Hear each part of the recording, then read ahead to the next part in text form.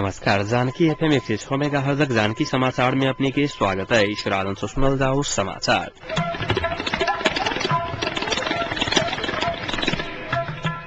एकनु का मुख्य समाचार।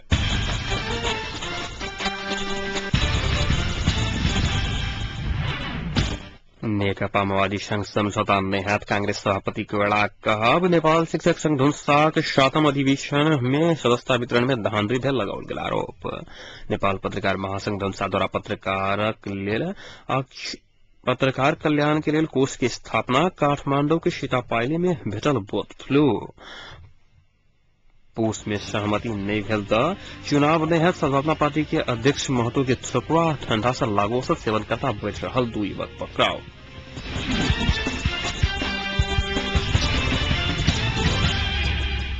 नेपाली कांग्रेसक सभापति सुशील कोइराला सत्ता के लिए एकीकृत नेकपा माओवादी संघ समझौता नहीं करब बतैलखिन। वो शांतिपूर्ण वार्ता में नहीं आला बाद अब एकीकृत नेकपा माओवादी विरुद्ध संघर्ष करा पूरा के अवस्था आयल बतैलखिन। काठमांडू आयल कांग्रेसक क्षेत्रीय सभापति सब संघ के छलफल में सभापति कोइराला एकीकृत नेकपा माओवादी के धमकी के भर में सत्ता चलावा खोजने अब ओकर सभा धमकी आ डर नहीं चलत बतैलखिन। नेपाली कांग्रेस ने राष्ट्रीयता लोकतंत्र और समाजवाद उत्तम अभ्यास रहल बतैलखिन। वो अब आवे वाला चुनाव में कांग्रेस के पहल पार्टी बनावा के अभियान में लागत समेत निर्देशन देलखिन। गांव गांव धेर कांग्रेस एक रहल संदेश देवा जका अभियान चलाव पर कोइराला के कहब के उद्धृत करत नेता एनपी साहु जानकारी देलखिन। एहि बीच नेपाली कांग्रेस के केंद्रीय सदस्य गगन थापा एकीकृत नेकपा माओवादी 2071 सालक वैशाख से पहले निर्वाचन नहीं चाहला करने आ बहुमत से प्रधानमंत्री छाना के प्रक्रिया के लिए कमे दिनक अल्टीमेटम दक पार्टी आंदोलन में जायपत बतैलखिन। पछिल्का समय प्रधानमंत्री के भेट कर पार्टी सभापति के नया प्रस्ताव लोने विषय के लक पार्टी भीतर आलोचना खेप रहल थापा रिपोर्टर्स क्लब नेपाल आईके ने साक्षात्कार में आप पार्टी वार्ता की प्रक्रिया से बाहर हेवा परत बतैलखिन।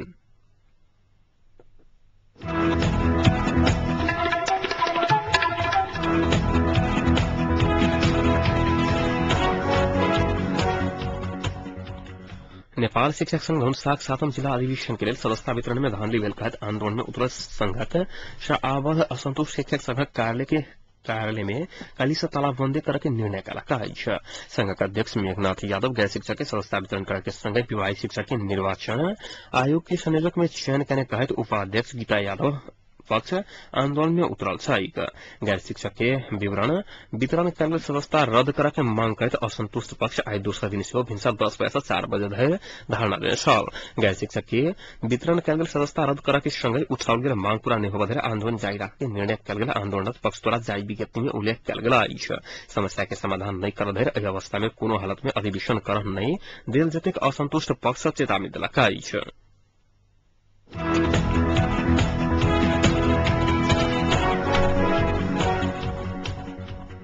काठमांडू की सीतापाइली में मुर्गा में बर्ड फ्लू भेटल पुष्टि भेल।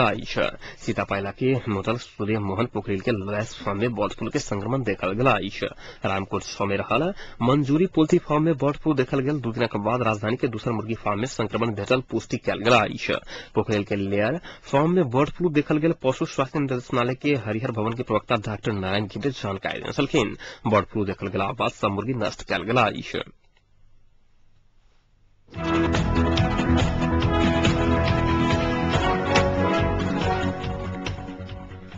हुमला जिला विकास समिति में लगाओल गेल ताला खोलाव पूरा के मांग करे जिलाक एक पक्ष आज जिला विकास कार्यालय में तोड़फोड़ कलक।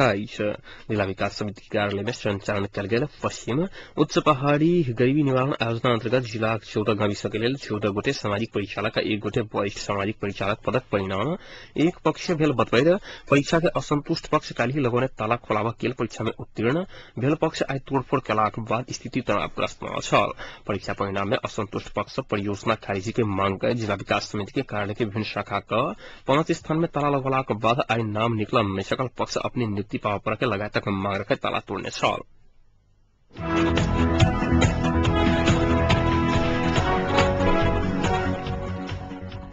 पहचान सहित के सामाजिक न्याय आ आर्थिक विभेद रहल राज्य के पुनर्संरचना निर्माण करबा पर जोर देल गेल। लोकतांत्रिक स्वतंत्रता तथा मानवाधिकार संस्था डेफे ललितपुर द्वारा जनकपुर में आयोजित राज्य के पुनर्संरचना में आर्थिक सामाजिक और सांस्कृतिक अधिकार विषयक संवाद कार्यक्रम में सहभागी सब ई बात बतौलखिन।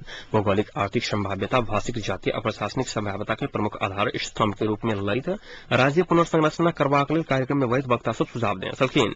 नेपाली समाज मिश्रित समाज रहल कहैत प्रदेश निर्माण से बहुजातीय धार्मिक आ बहुसांस्कृतिक पहिचान उजागर होबा के हुनक सभक कहब छलनि। प्रदेश निर्माण करैत काल आर्थिक सामर्थ्य, प्राकृतिक स्रोत साधन, प्रशासनिक सुगमता सहितक विषय पर ध्यान पहुंचाबा पर सब जोर देने छलखिन। कार्यक्रम में पत्रकार चंद्रकिशोर झा मधेशक गाम सबके संचालन में परिवर्तन में भेलाक कारणे मौलिकता में विकृति आयल कहे दुख व्यक्त कयने छलखिन। कार्यक्रम में अपन कार्यपत्र प्रस्तुत करैत प्राध्यापक डॉक्टर सुरेंद्र लाभ समावेशी स्वरूप में आधारित आर्थिक, सामाजिक, राजनीतिक आ संस्थागत नीति के अवलंबन से मात्र आर्थिक वृद्धि संभव रहल बतौने छलखिन। राज्य के पुनर्संरचना में समावेशी आर्थिक, सामाजिक, राजनीतिक आ संस्थागत नीति के अवलंबन करबा पर जोर देने छलखिन।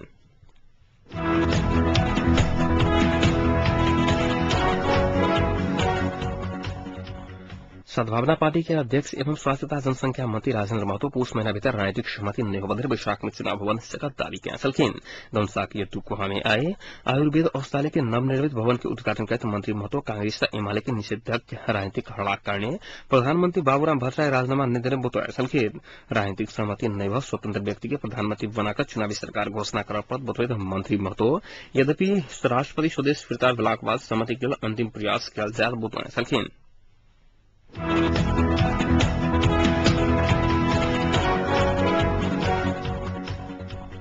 सिरहा के सीमावर्ती गांव से इनारवा से पुलिस लागू औसत सहित 2 युवक के पकड़ाव का आईभोर साफ सा निकला पकड़ाव करवाला में लहान नगर पालिका 8 के 19 वर्ष का अर्जुन महतो वही स्थानक 22 वर्ष कमलेश मंडल हर वड़ा प्रहरी कार्यालय लहान छोड़ा दोनों युवक भारतीय बाजार लोखा से प्रतिबंधित लागू औषध लबित काल पकड़ाव करल ओकरा सबक संग डाइजीपाम, फोड़गन, नफिन आ फोड़पिन नामक प्रतिबंधित लागू औषध 25 प्रतिष्ठान बरामद भेल वड़ा प्रहरी कार्यालय लहानक प्रहरी निरीक्षक ढकेन्द्र खरीवाड़ा जानकारी देने छलखिन।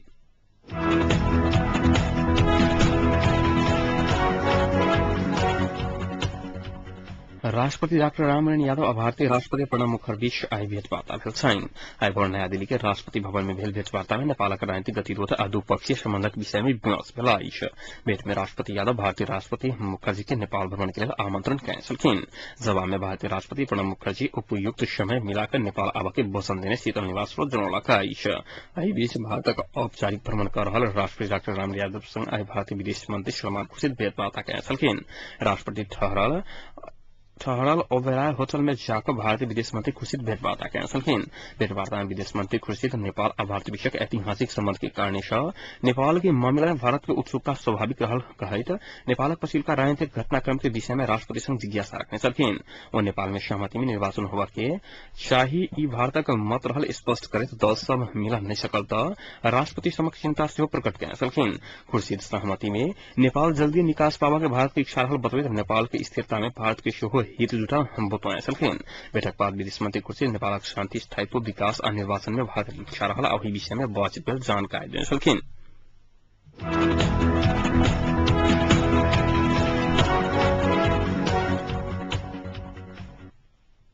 देश में संघीयता अपरिहार्य आवश्यकता रहल सर्वाही के सरोकार वाला सब बतौला संघीयता से जनसंख्या के परिपूर्ति करके जनशक्ति परिचालन स्रोत साधन के अत्याधिक प्रयोग हुआ कारणे संघीयता अपरिहार्य रहल ओ सब बतौला विपन्न, दलित, उत्पीड़ित आ पिछड़ समुदाय के विकेंद्रीकृत शासन व्यवस्था मार्फत आगू लावा के काम संघीयता से भेला कारणे संघीयता देश में आवश्यक रहल ओकरा सबक तर्क छलनि। सर्लाही के लालबंदी में आई आयोजित नेपालक वर्तमान परिप्रेक्ष्य में शांति निर्माणक लेल संघीयता के सवाल में भेल जिला स्तरीय गोलमेज संवाद कार्यक्रम में वक्ता सब संघीयता भीतर सबके प्रतिनिधित्व सुनिश्चितता भेल खंड में शांति स्थापना होबा के दावी कयने छलखिन।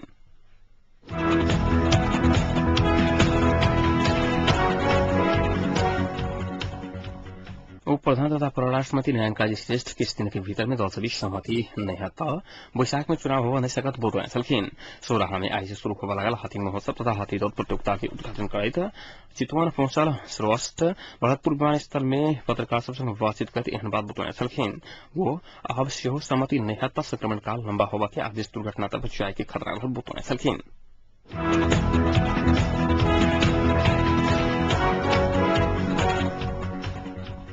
नेपाल मजदूर किसान पार्टी के अध्यक्ष नारायण मान बिजुक से प्रधानमंत्री डॉक्टर बाबूराम भट्टराय राष्ट्रपति समक्ष राजीनामा पूछा चुकल दावी किया छलखिन। काठमांडू में आयोजित कार्यक्रम में बजट बिजुक से अपने नेतृत्व के अड़ा में छोड़ला के बाद प्रधानमंत्री राष्ट्रपति भारत भ्रमण में जाय से पहले राजीनामा देने होबा सकबाक जिक्र किया छलखिन।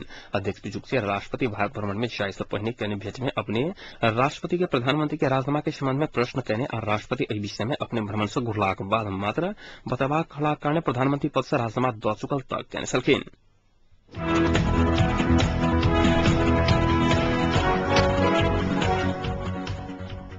नेपाल विद्युत प्राधिकरण आइसा लागू हो बजेका लोड सेटिंग फिर से बढ़लका नया लोड सेटिंग तालिका अनुसार आइसा दैनिक 12 घंटा लोड सेटिंग है ऐसा पहिने दैनिक 10 घंटा धरि लोड सेटिंग होते आबि रहल छल।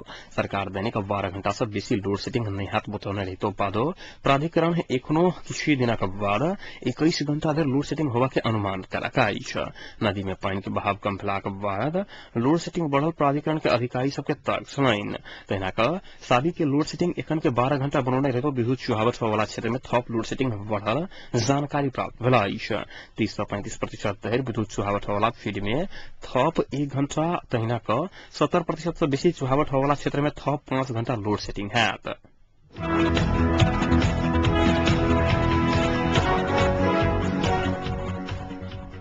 अब तापक्रम एखन सनकपुरक तापक्रम 17 डिग्री सेल्सियस रहला।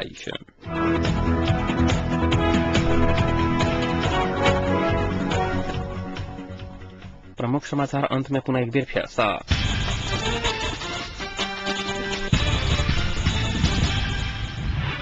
नेकपा माओवादी संघ समझौता निहत कांग्रेस सभापति कोइराला कहब नेपाल शिक्षक संघ अनुसार 7वीं जिला अधिवेशन में सदस्यता वितरण में धांधली भेल लगाओल गेल आरोप। नेपाल पत्रकार महासंघ धुल्सा द्वारा पत्रकार कल्याण कोष के स्थापना काठमांडू के सीतापाली में बर्ड फ्लू भेटल पुष्टि पूस में सहमति नहीं भेल तो चुनाव नहीं हैत। सदगुना पार्टी के अध्यक्ष महतो के ठोकुआ ठंडा से लागू औषध सेवन करता बेच रहा 2 युवक पर पकड़ाव।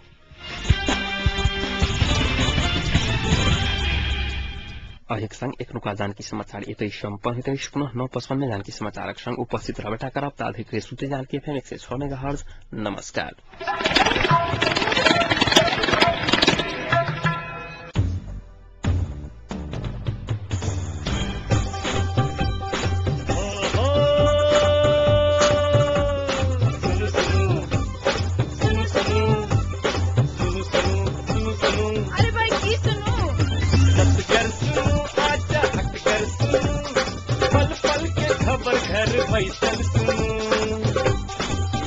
जानकी